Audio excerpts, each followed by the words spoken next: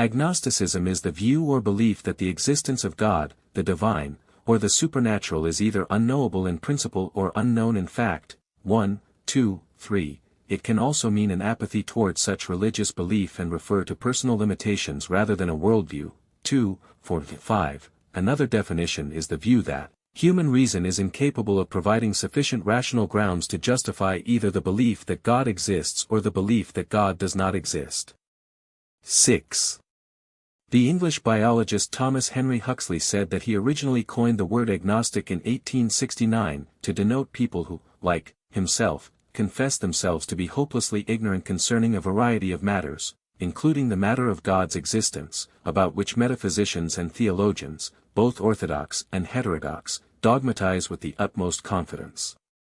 5. Earlier thinkers had written works that promoted agnostic points of view, such as Sanjaya Balathapada, a 5th century BCE Indian philosopher who expressed agnosticism about any afterlife. With a frown 7, 8, 9, and Protagoras, a 5th century BCE Greek philosopher who expressed agnosticism about the existence of the gods. 10, 11, 12. Defining agnosticism. The agnostic principle may be stated in various ways, but they all amount to this: that it is wrong for a man to say that he is certain of the objective truth of any proposition unless he can produce evidence which logically justifies that certainty. This is what agnosticism asserts, and, in my opinion, it is all that is essential to agnosticism. 13. Thomas Henry Huxley.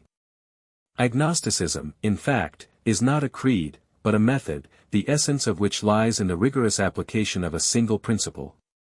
Positively, the principle may be expressed: in matters of the intellect, follow your reason as far as it will take you, without regard to any other consideration. And negatively, in matters of the intellect, do not pretend that conclusions are certain which are not demonstrated or demonstrable. 14, 15, 16. Thomas Henry Huxley. That which agnostics deny and repudiate, as immoral, is the contrary doctrine, that there are propositions which men ought to believe, without logically satisfactory evidence, and that reprobation ought to attach to the profession of disbelief in such inadequately supported propositions. 13. Thomas Henry Huxley.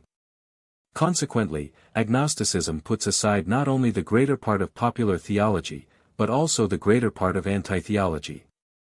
On the whole, the bosh of heterodoxy is more offensive to me than that of orthodoxy, because heterodoxy professes to be guided by reason and science, and orthodoxy does not. 17. Thomas Henry Huxley. Being a scientist, above all else, Huxley presented agnosticism as a form of demarcation. A hypothesis with no supporting, objective, testable evidence is not an objective, scientific claim. As such, there would be no way to test said hypotheses, leaving the results inconclusive. His agnosticism was not compatible with F.